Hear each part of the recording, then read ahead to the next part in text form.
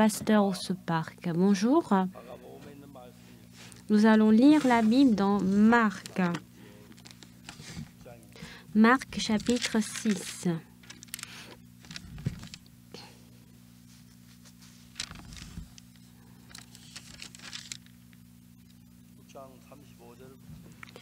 À partir du verset 35.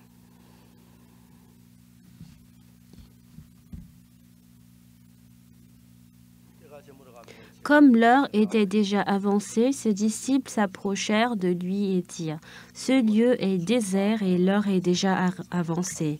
Renvoie-les afin qu'ils aillent dans les campagnes et dans les villages des environs pour s'acheter de quoi manger. » Jésus leur répondit : « Donnez-leur vous-même à manger. » Mais ils lui dirent : « Irions-nous acheter des pains pour 200 deniers et leur donnerions-nous à manger ?» Et il leur dit : « Combien avez-vous de pain ? » Allez voir. Ils s'en assurèrent et répondirent : « 5 et 2 poissons. » Alors il leur commanda de les faire tous s'asseoir par groupes sur l'herbe verte. Et ils s'assirent par rangées de 100 et de 50. Il prit les 5 pains et les 2 poissons, et levant les yeux vers le ciel, il rendit grâce. Puis il rompit les pains. Il les donna aux disciples afin qu'ils les distribuassent à la foule. Il partagea aussi les 2 poissons entre tous. Tous mangèrent et furent rassasiés, et l'on emporta 12 paniers pleins de morceaux de pain et de ce qui restait des poissons. Ceux qui avaient mangé les pains étaient 5000 hommes. Lorsque nous écoutons cette histoire, on se dit comment est-ce qu'on peut nourrir 5000 hommes avec 2 pains et 5 pains et 2 poissons. Et lorsque nous pensons à ce que Dieu fait comme travail, on peut exprimer notre reconnaissance.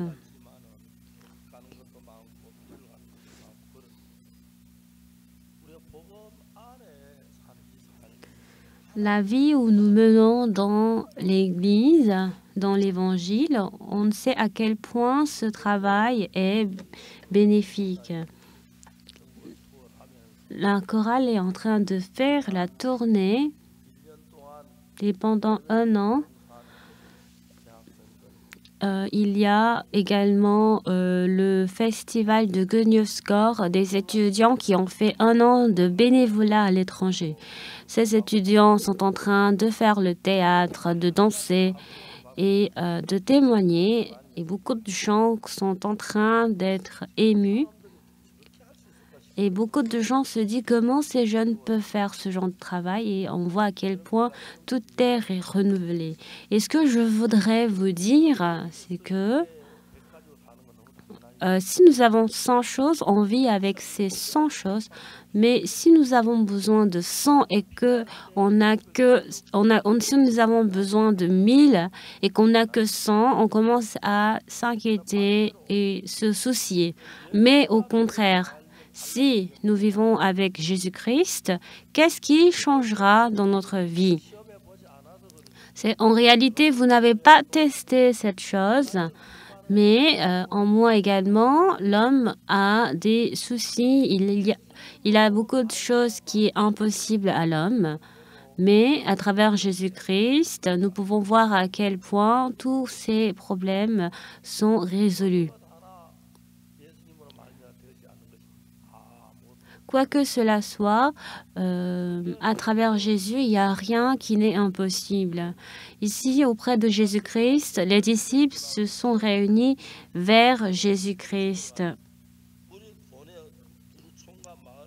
Alors, les disciples ont dit, ce lieu est désert, l'heure est déjà avancée. Jésus-Christ, qu'est-ce qu'il a dit?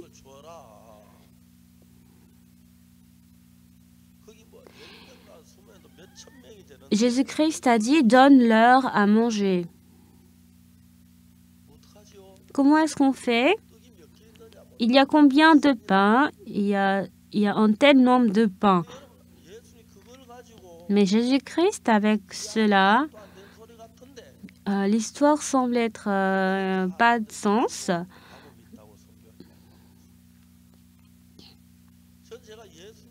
Pour moi, ça fait longtemps que je crois en Jésus-Christ. Ça fait des dizaines d'années que je crois en Jésus-Christ. À partir de 19 ans jusqu'à 80 ans, pendant longtemps, j'ai cru en Jésus-Christ. Premièrement, j'ai juste fréquenté l'église, mais je n'ai pas rencontré réellement Jésus-Christ dans ma vie. Je n'ai pas pu discuter avec lui. Je ne sais pas comment il est de visage, en fait. Mais dans la Bible, étonnamment, la Bible est en train d'écrire précisément comment Jésus il est. Alors, qu'est-ce que Dieu il fait comme travail en nous? Nous sommes en train de voir Jésus-Christ. Jésus-Christ, pourriez-nous de me donner 500 000 won? Mais plutôt que de ça, si nous donnons notre cœur à Jésus-Christ, si nous expérimentons toutes ces choses,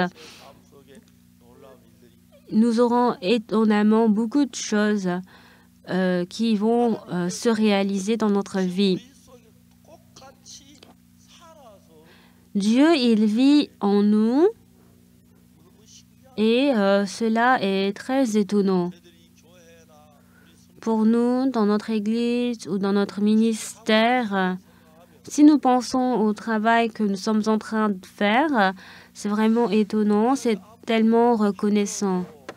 Prochainement, nous voulons créer l'école, nous voulons donner une éducation plus meilleure aux élèves.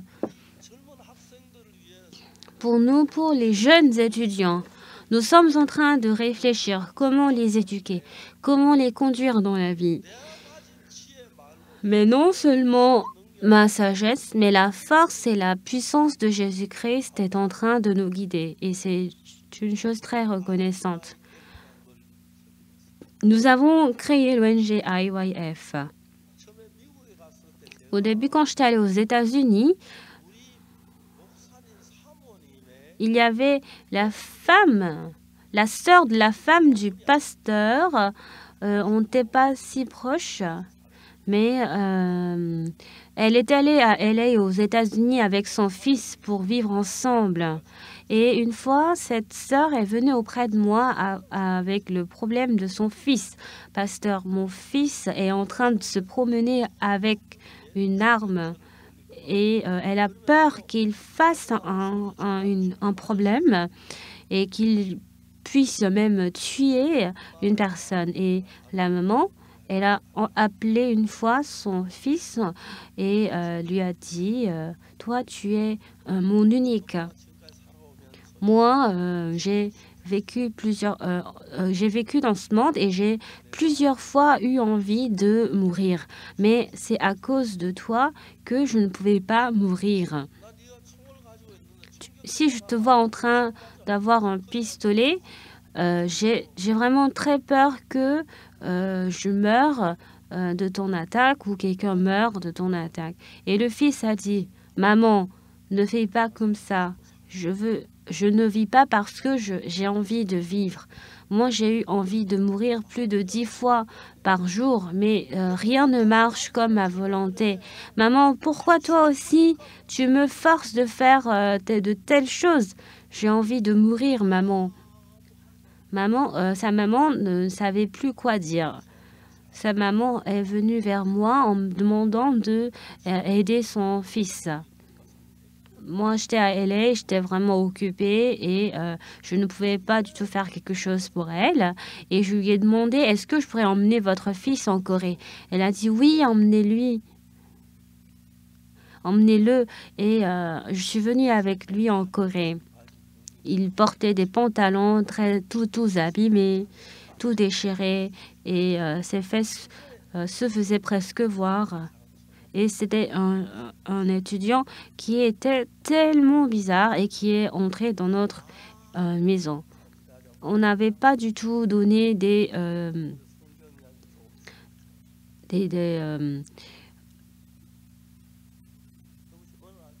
paroles, mais on lui a laissé faire ce qu'il veut. Et une fois, la parole de la Bible a commencé à entrer dans le cœur de ce jeune étudiant. Et c'était vraiment étonnant. Il a tellement changé. Maintenant, si j'appelle cette personne, il me dit qu'il a tellement envie de retourner à ce moment. C'est ce qu'il est en train de dire.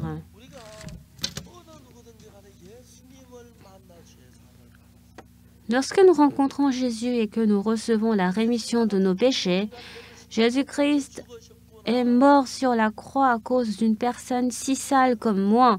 Et lorsque nous reconnaissons cet amour et que nous faisons face à la parole de Dieu, à la parole de la Bible, nous pouvons changer. Une fois, je suis allée dans une ville et il y avait une petite église dans cette ville. Et les fidèles de l'église m'ont demandé à ce que je vienne dans leur église. C'était dans la région jusqu'à Cheongju et je ne pouvais pas répondre que je pourrais y aller. Mais une fois, il faisait 22 heures après avoir terminé mon travail et j'ai décidé de passer une nuit à l'église de Cheongju. Et les fidèles, en écoutant l'histoire que je vais venir, à 22h30 du soir, tous les fidèles s'étaient réunis à l'église. Nous avons discuté ensemble et c'était le moment où je pouvais dormir.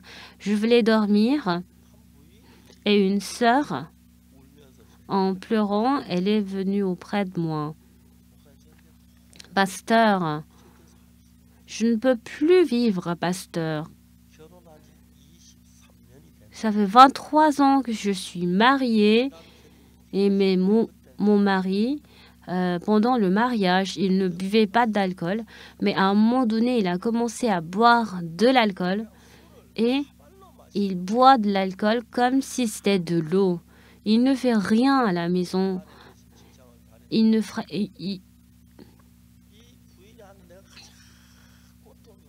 Ce qui est vraiment douloureux, c'est qu'il travaille dans une entreprise. Et quand elle travaille dans l'entreprise et qu'elle revient à la maison, elle devait toujours faire le travail de ranger les bouteilles d'alcool à la maison, les bouteilles que son mari a bu pendant toute la journée. Et j'ai demandé à cette sœur à ce qu'elle vienne à l'église avec son mari. Elle est venue du coup à l'église avec son mari. Il était très saoulé en buvant énormément d'alcool. Il ne pouvait même pas me regarder. Et j'ai ouvert la Bible pour lui. Dans Hébreux 10. Il y a 7 paroles dans Hébreux 10. Je vais lire. Hébreux 10, verset 14. Car par une seule offrande, il a amené à la perfection pour toujours ceux qui sont sanctifiés.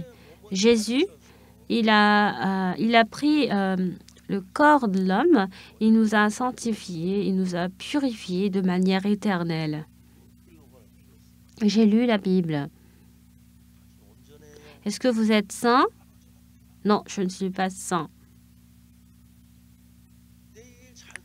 Non, mais écoutez bien mon histoire. Ça, c'est la parole de la Bible. Jésus-Christ n'a-t-il pas dit qu'il vous a sanctifié pour toujours? Oui, c'est ce que je vois. Alors, vous êtes sanctifié? Non, je ne suis pas sanctifié. Mais pourquoi? Jésus-Christ a dit, vous êtes saint, alors vous l'êtes. Vous l'êtes. Comme moi, je suis saint, moi qui suis un homme qui boit toujours de l'alcool et qui est saoulé, j'ai continué mon histoire. Et cette personne, quand il voit cette personne, il est incapable de dire qu'il est sanctifié. Mais dans la Bible, il est dit, car par une seule offrande, il a amené à la perfection pour toujours ceux qui sont sanctifiés. Alors Jésus-Christ est mort sur la croix pour nos péchés et Jésus-Christ nous dit que nous sommes devenus saints, n'est-ce pas? Alors qu'est-ce que cette personne dit? Moi, je suis saint? Moi, je suis saint, sanctifié? Et il est rentré du coup comme ça chez lui. Le lendemain, quand il s'est réveillé, le matin. C'était une personne qui ne mangeait pas du tout le petit déjeuner. Il commençait sa journée avec de l'alcool. Il a commencé à verser de l'alcool sur son verre. Mais ce qui est bizarre, c'est que il doit tout boire, son alcool. Mais ce qui est bizarre, c'est qu'il n'avait plus envie de boire de l'alcool. Quand il boit de l'alcool, il est totalement excité de pouvoir boire de l'alcool. Et à partir de ce moment et jusqu'à maintenant, il a totalement arrêté de boire de l'alcool. Après quelques jours, j'ai entendu cette nouvelle. J'ai appelé ce frère et je lui ai demandé à ce qu'il vienne à l'église de mission pour qu'il puisse devenir pasteur. Il est venu dans notre école de mission. Il est maintenant diplômé et il est devenu pasteur. Il est en train de conduire l'église.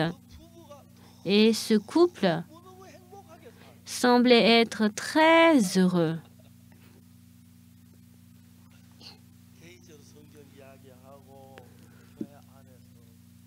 Et oui, c'est cette personne, ce couple.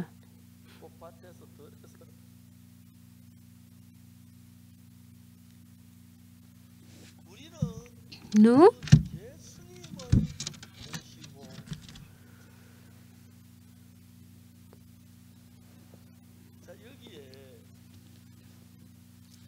alors ici,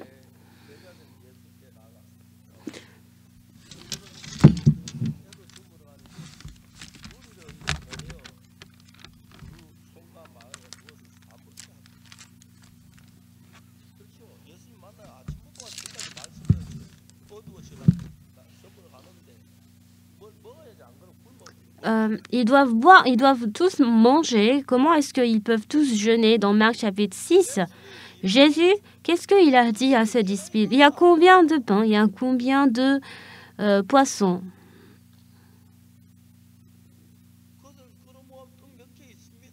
Et ils ont dit, nous avons un tel pain.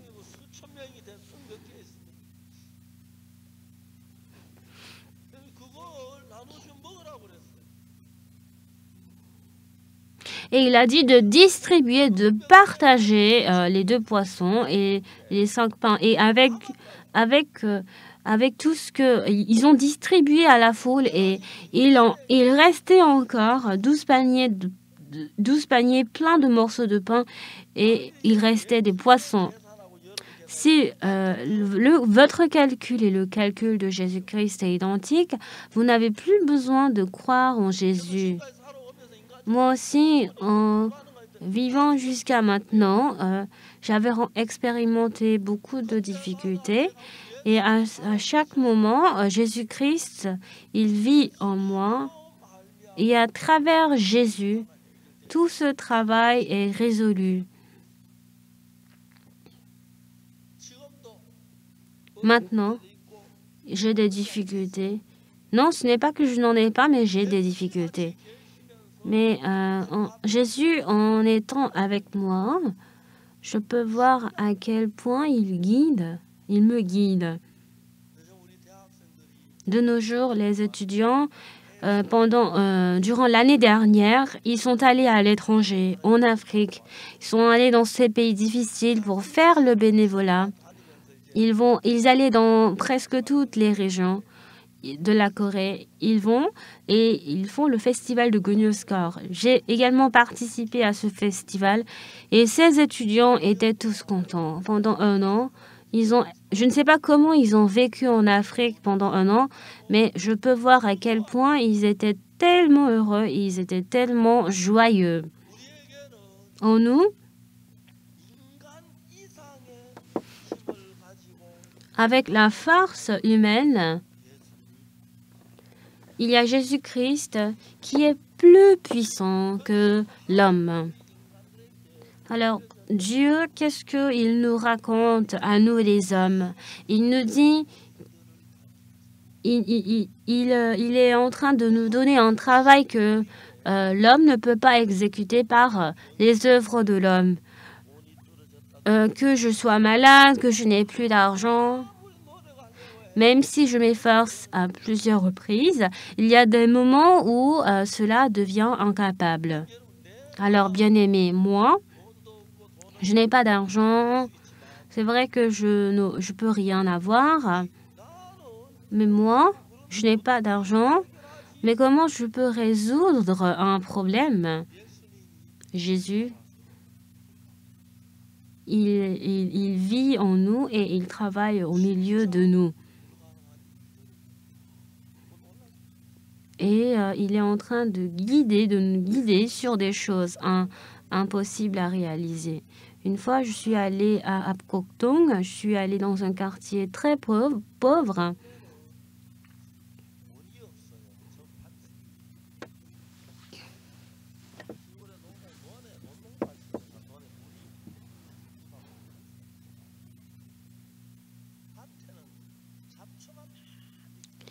Et dans le gazon, il y a des herbes.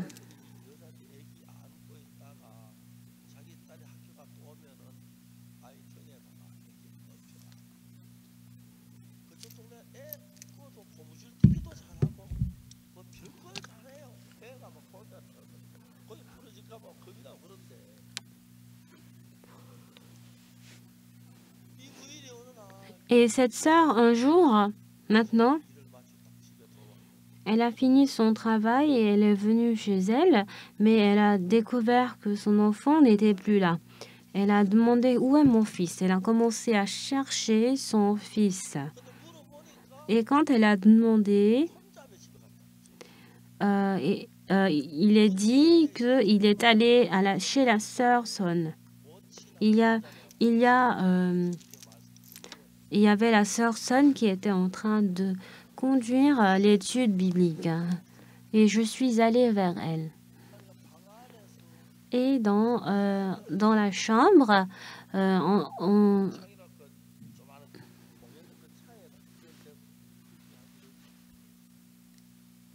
et j'ai commencé à écouter ce qu'elle prêchait comme parole. Et elle a écouté. Et en écoutant ce qu'elle a prêché, son cœur est devenu si chaleureux. Après, elle est entrée. Elle a fait venir son enfant, en allaitant son enfant. Elle a écouté l'évangile de la part de la sœur Son. Elle a reçu la rémission de ses péchés. Nous les hommes, il n'y a aucun homme qui n'a pas péché.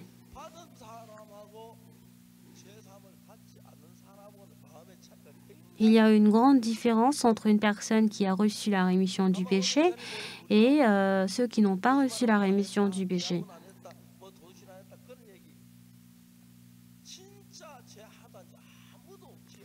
Il n'y a aucune personne qui peut dire qu'il est sans péché. Mais cette sœur, elle n'a même pas du tout participé à la réunion. Elle a juste posé ses oreilles à travers la fenêtre pour écouter le message de l'étude biblique. Et son cœur est devenu très chaleureux. Elle est rentrée à l'intérieur de la salle et elle était très contente.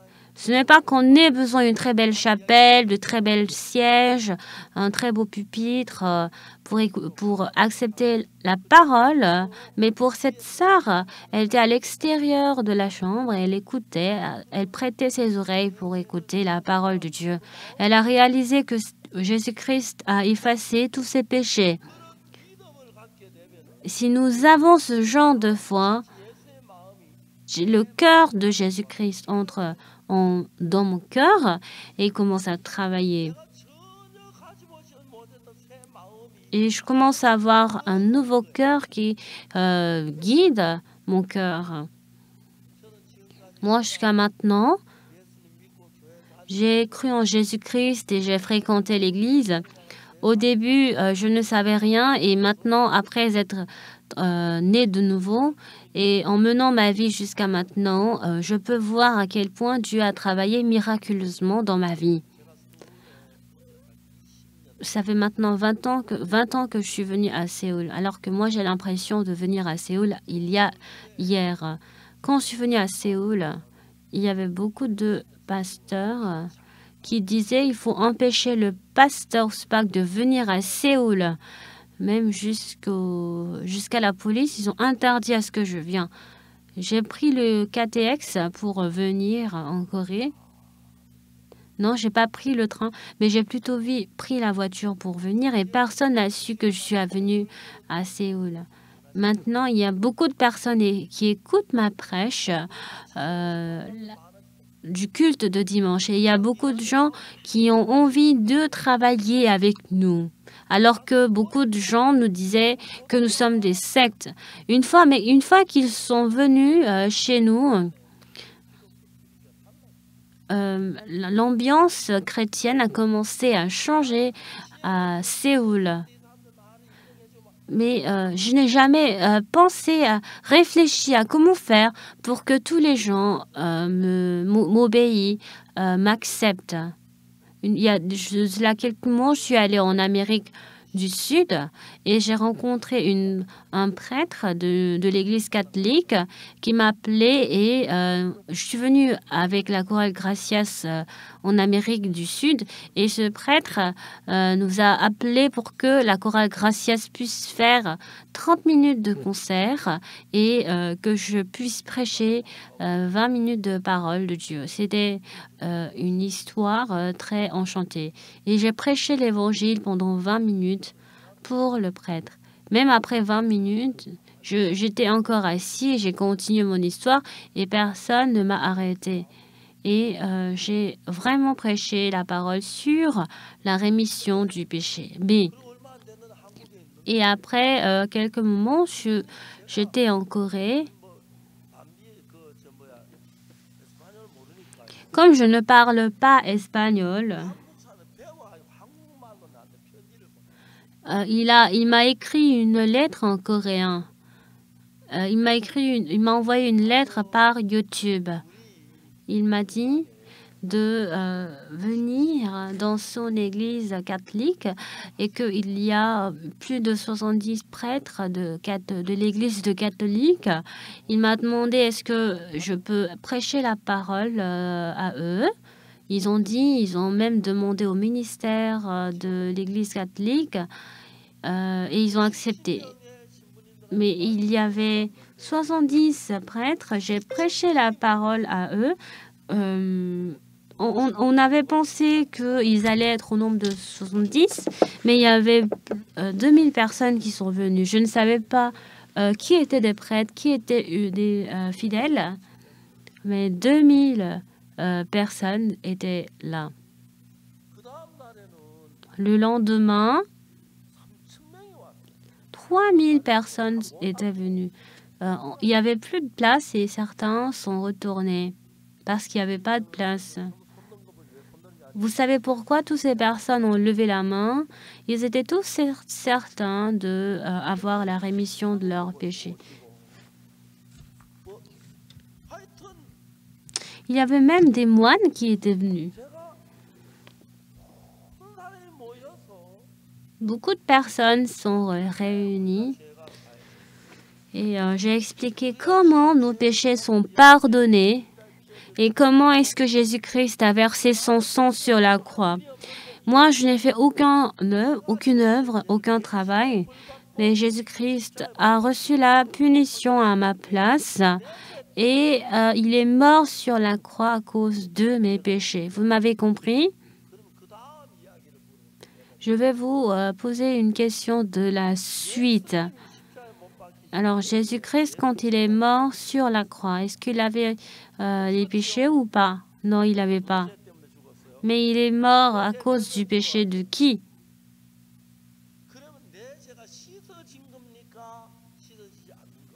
Alors, mes péchés sont pardonnés ou non?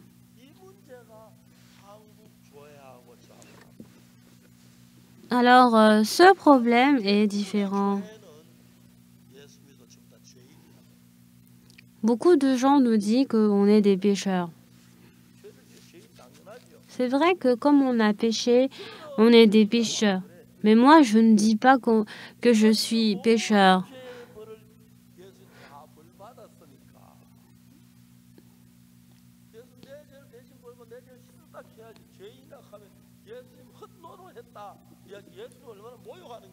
Mais si Jésus-Christ a effacé mes péchés et que je continue à dire que je suis pécheur, cela veut dire que je suis en train de mentir. Moi, quand j'étais petit, il y avait l'ami de mon père qui était qui était en train de travailler dans une papeterie à côté de l'école. Il était très familier avec mon père et que quand je allais à la papeterie, mon père m'a dit qu'il va donner de l'argent, donc du coup de prendre un cahier. Et je prenais un cahier sans payer parce que mon père allait payer. Moi, je n'ai jamais payé le prix du stylo ou du cahier que j'avais besoin. Et parce que si je donne le nom de mon père, il m'autorise à en prendre.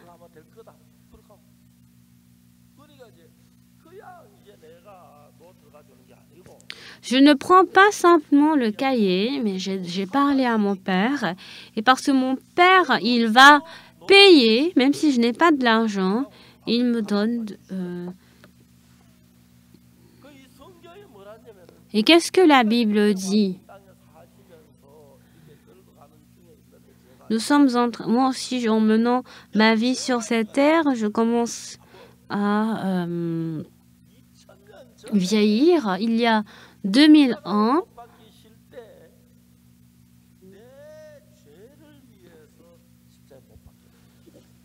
Jésus-Christ est mort sur la croix pour mes péchés. Il a dit, car tous sont péchés et sont privés de la gloire de Dieu, et ils sont gratuitement justifiés par sa grâce, par le moyen de la rédemption qui est en Jésus-Christ.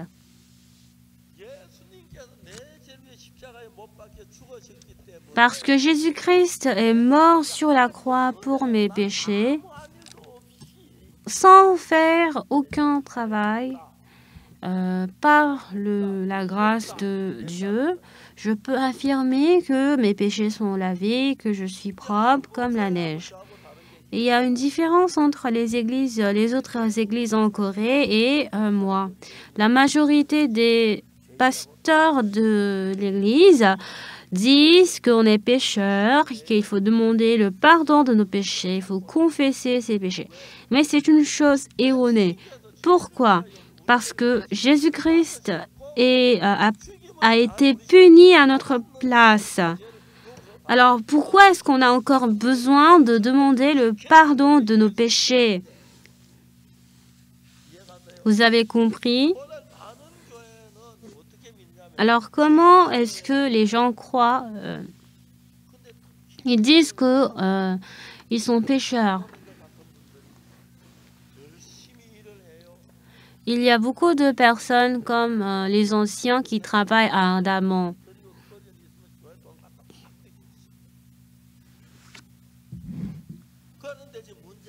Mais maintenant, le problème, c'est quoi le problème?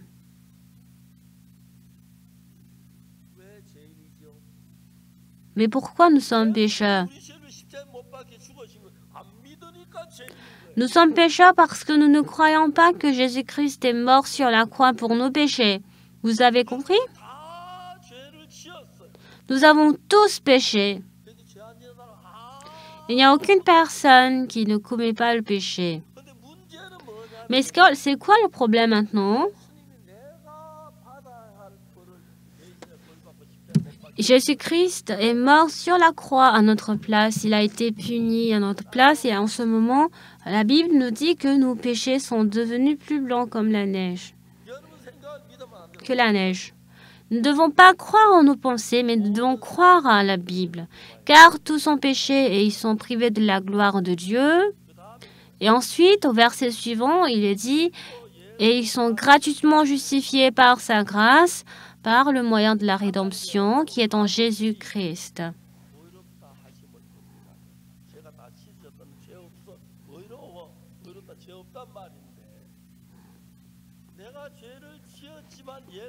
Nous avons commis le péché, mais Jésus-Christ parce qu'il a reçu la punition de nos péchés, sans faire aucun travail, on peut affirmer que nous sommes justes. C'est ce que la Bible nous dit. Est-ce qu'on peut dire tous Amen?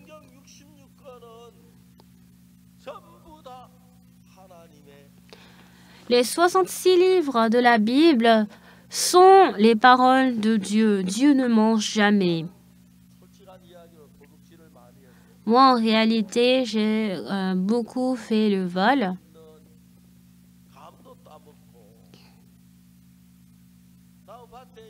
Je volais les plaques mines, je volais les pêches, j'arrachais des plantes pour manger. J'ai fait énormément de vols.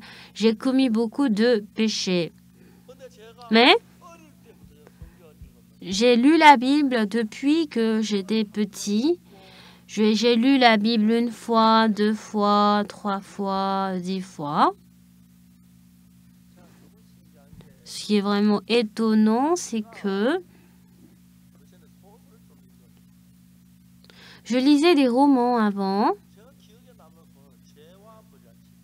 Il y a un roman qui me fait rappeler quelque chose. Et c'était un auteur russe.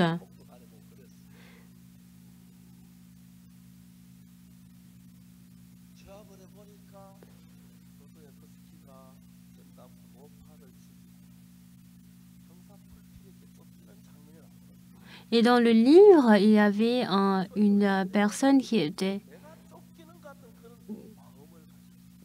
était en train d'être attrapée par la police.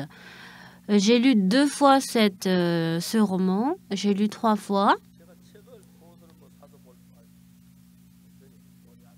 En ce moment, je n'étais pas capable de lire des livres. Je prêtais les livres vraiment difficilement et je lisais toute la nuit le livre. J'ai lu 2 fois le livre. Troisièmement, quand je lisais le livre, troisièmement, ce n'était plus intéressant. Je cherchais les parties qui m'intéressaient. Mais pour la Bible, ce qui est étonnant, c'est que je lis la Bible plus de centaines de fois. Mais maintenant, également, si je lis la Bible, cette Bible est intéressante parce que c'est la parole de Dieu. Et ce qui est encore plus important, c'est que j'allais au champ, j'arrachais les plaques mines, les pêches, beaucoup de fruits et de légumes pour manger. J'ai commis beaucoup de péchés.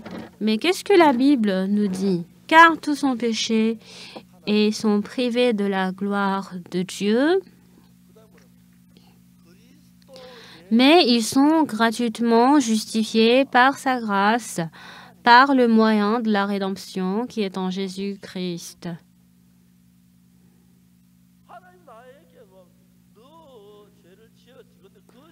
Alors, qu'est-ce que Dieu nous dit? Tu as commis le péché.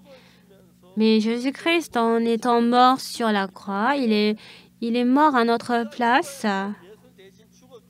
Parce que Jésus-Christ est mort à notre place, tu n'as plus de péché maintenant.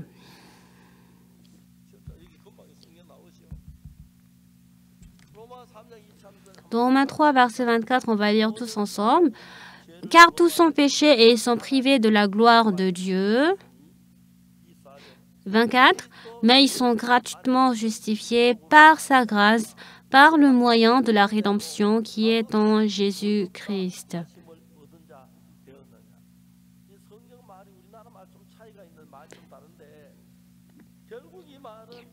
Finalement, cette parole, c'est que j'ai commis le péché, mais Jésus-Christ, il est mort sur la croix à notre place. Et une fois qu'il a effacé nos péchés, on n'a plus de péché en nous. Et Dieu peut affirmer qu'on n'a pas de péché et qu'on est sanctifié. Amen. Est-ce qu'il y a des personnes qui écoutent pour la première fois cette histoire?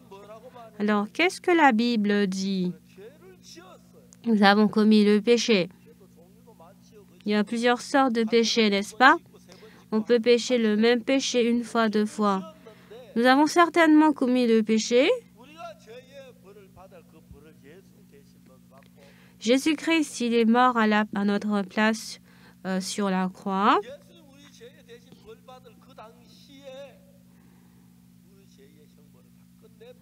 Jésus-Christ a pris fin la punition de nos péchés et nos péchés ont pris fin. Mais pasteur, vous avez encore commis le péché, non? Oui, j'ai commis le péché. Mais Jésus-Christ a effacé le péché que je viens de commettre sur la croix. Maintenant, Jésus-Christ, il est mort en avant sur la croix pour nos péchés. Alors, Dieu, il peut affirmer que nous sommes justes, n'est-ce pas? N'est-ce pas? On va lire ensemble encore. Car tous sont péchés et sont privés de la gloire de Dieu.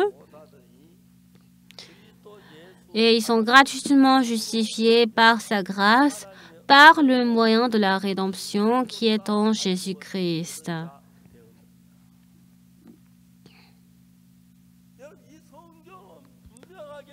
La Bible nous dit certainement que malgré qu'on a commis le péché, Jésus-Christ, il est mort à notre place sur la croix. Il a été puni à notre place. Et nous sommes sanctifiés gratuitement par la grâce de Dieu. Nous sommes maintenant sanctifiés.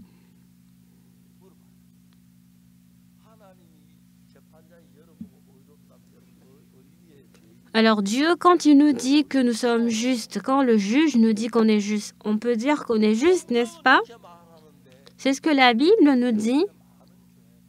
Mais beaucoup d'églises à Séoul nous disent qu'on est pécheurs.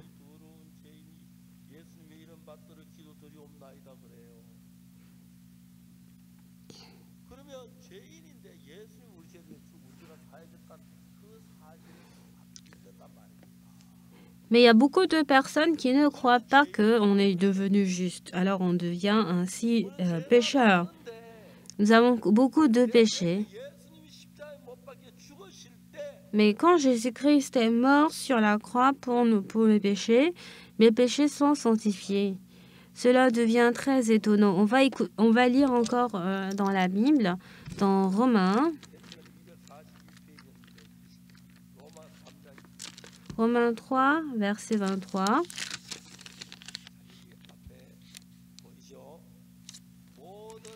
Car tous sont péchés et sont privés de la gloire de Dieu. Nous avons tous commis le péché, mais le verset 24, et ils sont gratuitement justifiés par sa grâce, par le moyen de la grâce qui est en Jésus-Christ.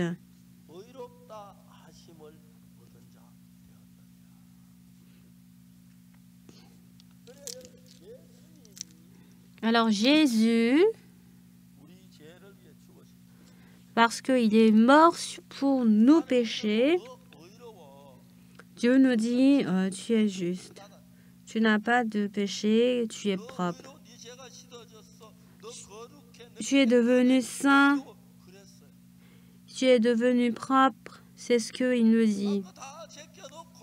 Je laisse tout de côté. Quel que soit le péché que tu as commis, si Dieu te dit que tu es juste, tu es juste. Il faut croire ainsi, et c'est ça la foi en Jésus. Amen. Vous avez compris? Mais la majorité des églises à Séoul, y compris le pasteur et les anciens, ils nous enseignent qu'on est pécheurs. Jésus-Christ, quand il était dans cette terre, il est venu chercher Jean-Baptiste. Il a dit à Jean-Baptiste qu'il va être baptisé. Jean-Baptiste était très surpris. Il est le fils de Jésus, il est le fils de Dieu. C'est moi qui dois être baptisé. Et pourquoi il me demande de le baptiser? Et quand vraiment il a baptisé Jésus-Christ, en ce moment, tous les péchés de nous les hommes sont retombés sur Jésus-Christ. Et dans la Bible, il est dit le lendemain, il a vu Jésus venir à lui. Et le jour d'hier, c'était Jean-Baptiste qui a baptisé Jésus-Christ. Et le lendemain, quand il a vu Jésus venant à lui, il a dit, « Voici l'agneau de Dieu qui ôte le péché du monde. »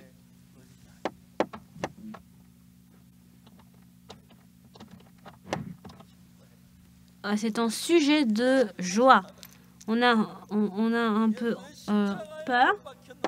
Mais pourquoi Jésus-Christ est mort sur la croix?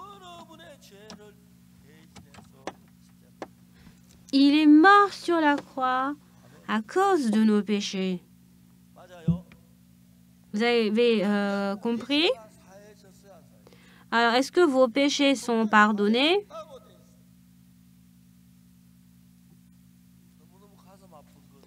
Ce qui nous fait vraiment mal au cœur, mais la majorité des pasteurs en Corée nous disent qu'on est pécheurs. Est-ce que cela veut dire que Jésus-Christ n'a pas pu effacer nos péchés? Cela n'a pas de sens, n'est-ce pas?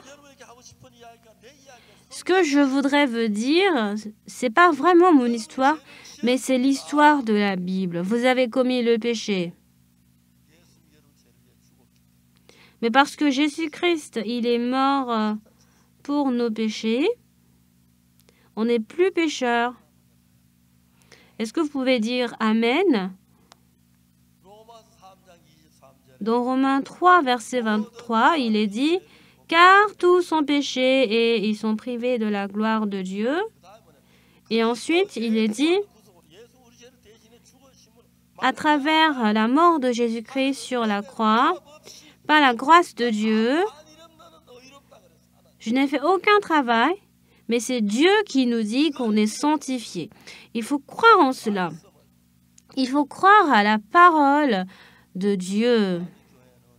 Aujourd'hui, dans plusieurs églises, ils disent qu'on est pécheurs.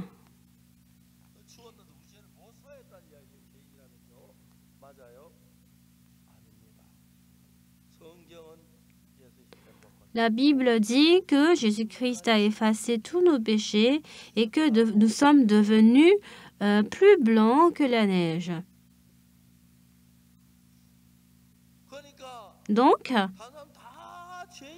même si les autres disent qu'on est vraiment pécheurs, avant, quand je ne connaissais pas cette parole, je fréquentais une église ordinaire. Je voulais les fruits, les pommes.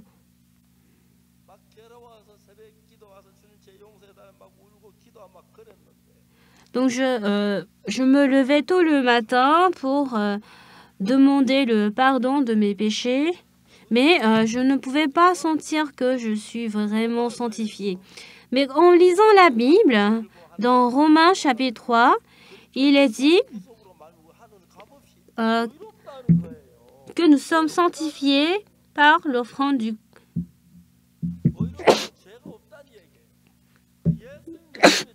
Si nous sommes justes, cela signifie qu'on n'a plus de péché, qu'on est sanctifié. Mais la majorité des églises en Corée, ils enseignent aux fidèles qu'on est pécheurs. Ils deviennent des diacres, ils deviennent des anciens. Ils gagnent beaucoup d'argent et ils font beaucoup d'offrandes pour l'Église. Et ils sont en train de trembler parce qu'ils sont pécheurs. Parce qu'ils sont pécheurs, ils ne peuvent pas aller au paradis et ils commencent à pleurer disant mais maintenant je suis devenu pécheur. Jésus-Christ, il a effacé tous nos péchés en étant mort sur la croix. C'est ce que la Bible nous dit, que nous sommes justes. Mais si nous disons continuellement que nous sommes pécheurs, Cela veut dire que nous sommes mal éduqués dans l'Église. Oui, c'est vrai qu'on est pécheurs. Alors si Jésus-Christ est mort pour nos péchés, Jésus-Christ est mort pour nos péchés. Il est mort pour nous laisser dans la pécheresse. Cela n'a pas de sens. C'est une histoire qui est vraiment très simple. Mais beaucoup d'églises et le pasteur enseigne qu'on est vraiment pécheur. Il y a de cela 20 ans, je suis venue à Séoul. En ce moment, je n'avais pas beaucoup d'argent, mais miraculeusement, nous avons acheté ce terrain et nous avons construit la chapelle.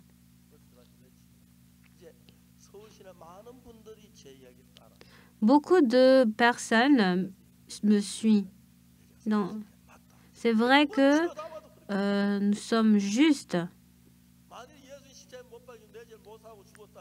Si Jésus-Christ n'avait pas pu effacer mes péchés, cela signifie que nous n'avons pas du tout cru à la parole de Dieu et que Jésus-Christ n'ait pas fait son travail. On va toujours dire que non, mais non, on a commis le péché hier. Nous avons tous effacé le péché. Dans Romains chapitre 3, il y a cette parole.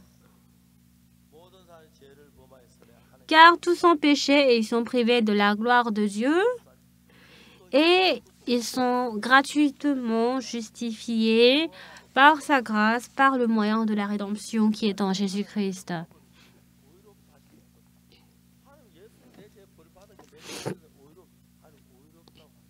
Dieu nous dit que nous sommes justifiés. Amen. Alors, est-ce que vous êtes juste ou pécheur? Vous êtes juste.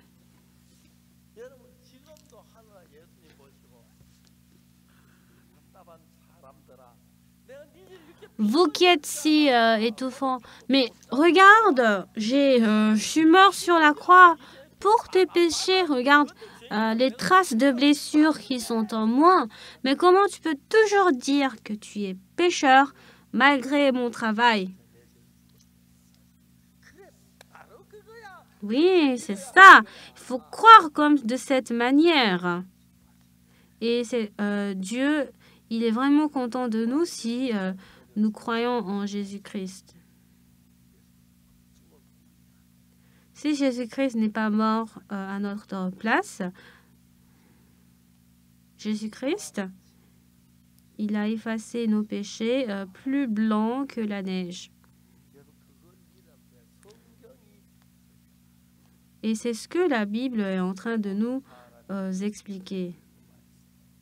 Car tous ont péché et sont privés de la gloire de Dieu, mais ils sont gratuitement justifiés par sa grâce, par le moyen de la rédemption qui est en Jésus-Christ. Si nous sommes justifiés, cela signifie qu'on n'a plus de péché. Bien qu'on a commis le péché,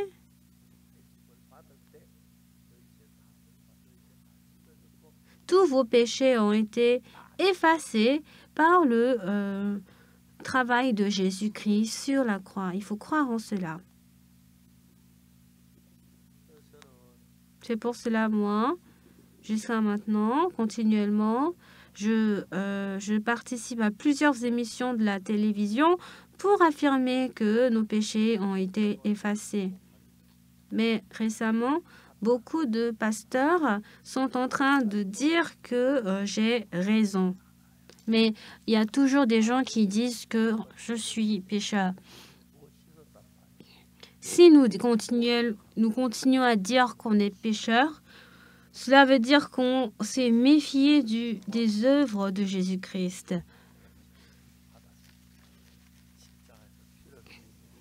Jésus-Christ, en étant mort sur la croix,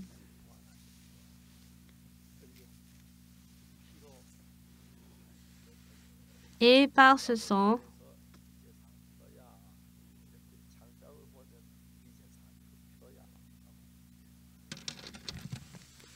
Et c'est de cette manière que Jésus-Christ nous a montré. Alors aujourd'hui, au milieu de vous, est-ce qu'il y a des gens qui sont curieux de ça? Jésus-Christ a effacé nos péchés, mais on a encore commis le péché de ça. Jésus-Christ n'a pas seulement effacé un péché qu'on a commis. Même si vous vous douchez, est-ce que quand votre mère vous douche, il ne lave pas seulement vos pieds, il lave tous vos corps pour que vous soyez propre, n'est-ce pas?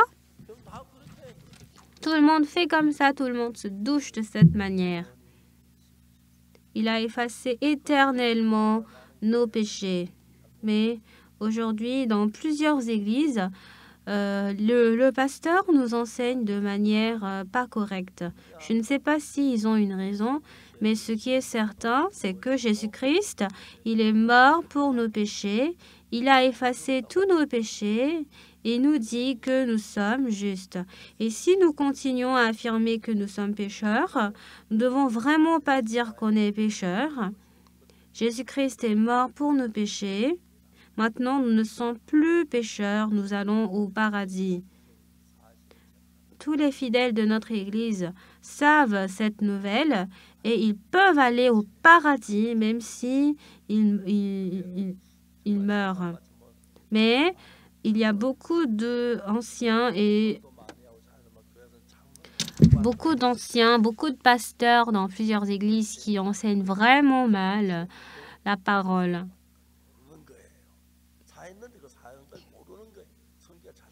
Même s'ils savent qu'ils sont justes, ils ne font rien. Amen. Si vous avez la foi dans votre cœur,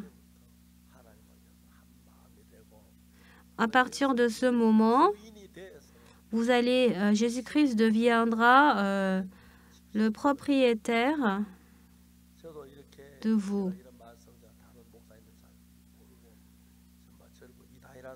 Il y a beaucoup de personnes qui nous disent qu'on est pécheurs. Mais je suis vraiment reconnaissant à Dieu.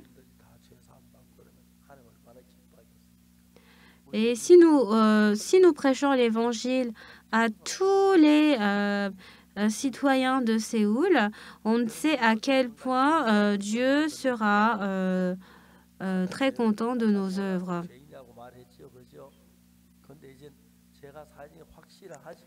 Maintenant, vous êtes sûr que vos péchés sont effacés, n'est-ce pas? Maintenant, vous devez être reconnaissant.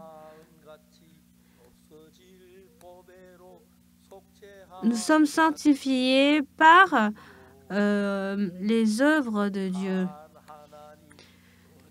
Dieu qui est saint, Jésus-Christ qui est l'agneau de Dieu, à travers son sang, nous sommes sanctifiés. Oh, mais après avoir chanté cette chanson, il y a beaucoup de gens qui commencent à prier à Dieu, qui demandent le pardon de leurs péchés. Non, nos péchés, certainement, nous sommes sanctifiés par le travail de Dieu. Nous devons vraiment avoir cette foi. Moi, je ne sais pas très bien, mais la Bible nous dit que nous sommes justifiés. Nous sommes sanctifiés, nous sommes devenus plus blancs que la neige.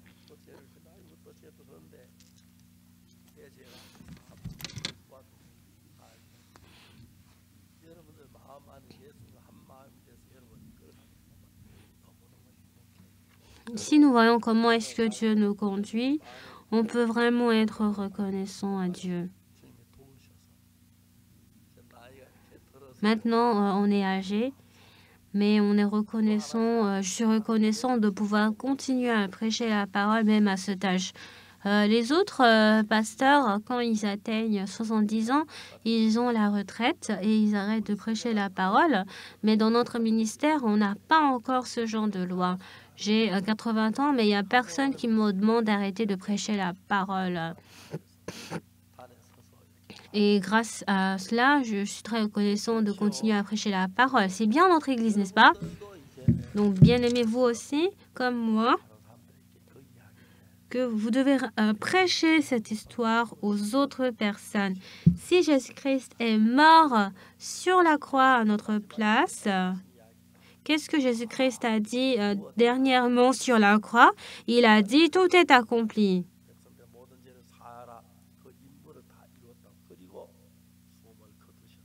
Et il a accompli sa mission, il est mort, il s'est réveillé, il s'est ressuscité le lendemain et il est maintenant en train de nous attendre sur la croix. Parce que je suis âgée, je crois que je vais rapidement quitter ce monde.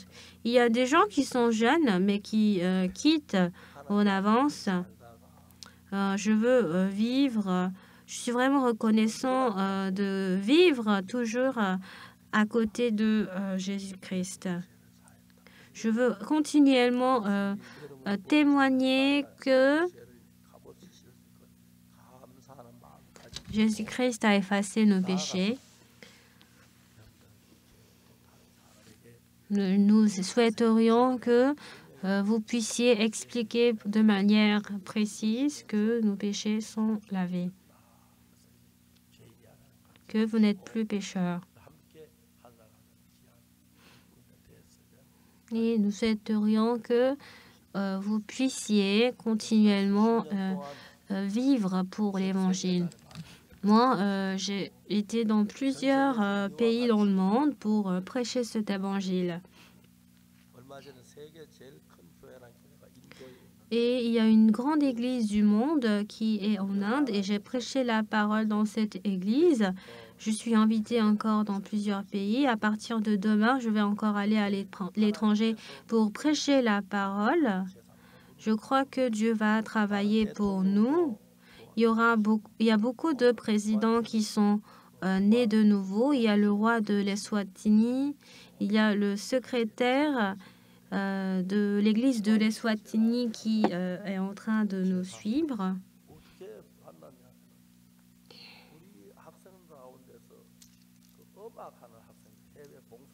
Il y a beaucoup d'étudiants qui font de la musique, ils sont allés au bénévolat à l'étranger et ces étudiants ont dit on va chanter dans la cérémonie du roi de l'Eswatini et ils ont témoigné nous sommes venus de la Corée et nous chantons bien et nous voulons chanter nous allons faire le chant de félicitations pour le roi. Tout le monde les avait rejetés, mais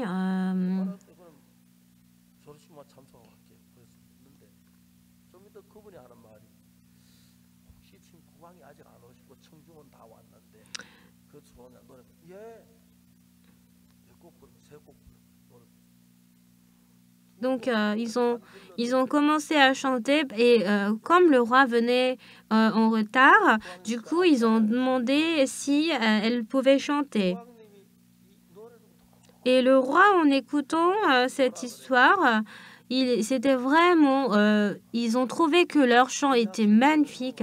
Et du coup, à la fin de la cérémonie, ils ont appelé ces deux sœurs étudiantes de venir auprès de lui et elles ont commencé à témoigner disant que le pasteur, il va venir bientôt en Eswatini et que le roi puisse rencontrer l'orateur. Moi, je ne savais pas cela. Je suis descendue de l'aéroport et quand je suis descendue de l'aéroport, on m'a demandé si j'étais le pasteur au ce parc. Donc, du coup, je suis allée dans le palais du roi. Et si nous rencontrons le palais du roi, une personne comme nous n'avons que 30 minutes de temps de rencontre. Il faut toujours s'apprêter à terminer la discussion avec le roi après 30 minutes. Mais en ce moment, j'ai prêché la parole pendant 30 minutes. Le roi, en écoutant mon histoire, il a dit, pasteur, vous pouvez un peu plus raconter, s'il vous plaît, pour nous? Et le roi, pasteur, vous pouvez encore nous raconter pour nous? J'ai prêché la parole pendant 3 fois, 30 fois, 30 minutes 3 fois. Et le roi, il a reçu la rémission de ses péchés. Donc, j'étais vraiment reconnaissant à Dieu. Et le roi m'a fait une demande.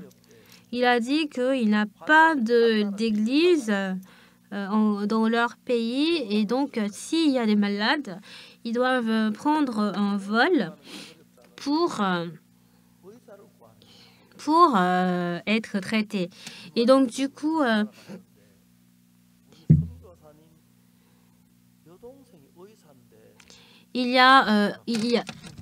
on peut créer un hôpital, mais le fait d'avoir un docteur, c'était pas facile.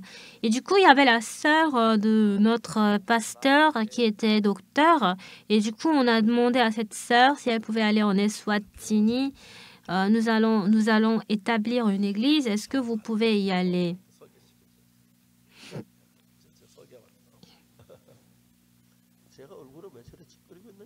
Je ne sais pas pourquoi j'ai la mine froissée en ce moment. Normalement, je dois rire.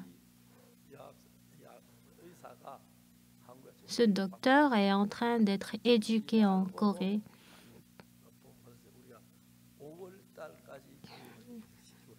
Nous sommes en train d'éduquer jusqu'au mois de mai. Ils sont en train d'apprendre dans plusieurs domaines. Donc, j'ai demandé à l'église de construire l'église. Donc, s'il y a une église en Eswatini,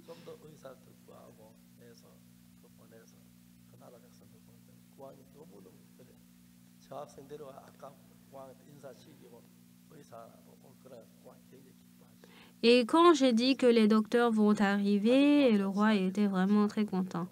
Nous prêchons l'évangile avec le pasteur.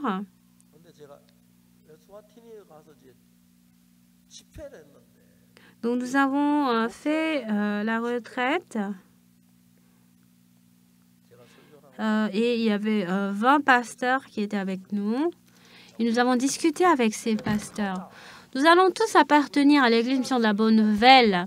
L'Église Mission de la Bonne Nouvelle prêche l'évangile qui est correct. Donc, je prêchais à plus de 2000 personnes l'évangile.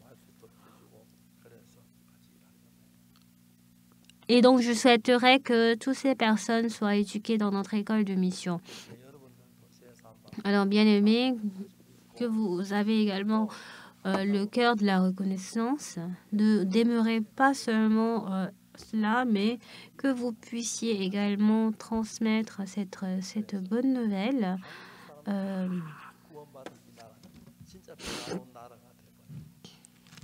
Donc, si toute votre famille reçoit le salut, nous sommes sûrs que nous allons être remplis de joie.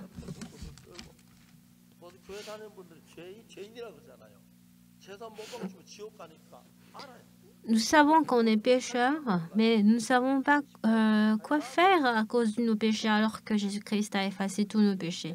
Non, nous étions pécheurs, mais Jésus-Christ a effacé nos péchés. Et c'est ce qu'on doit raconter aux autres.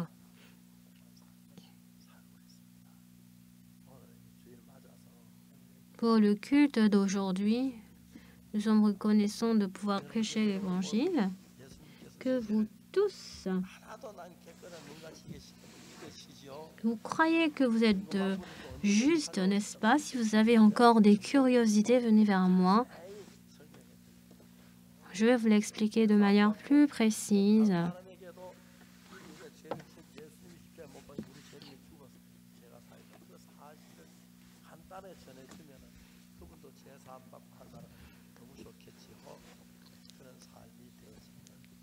Que vous puissiez mener ce genre de vie. Aujourd'hui, on va arrêter le message jusqu'ici.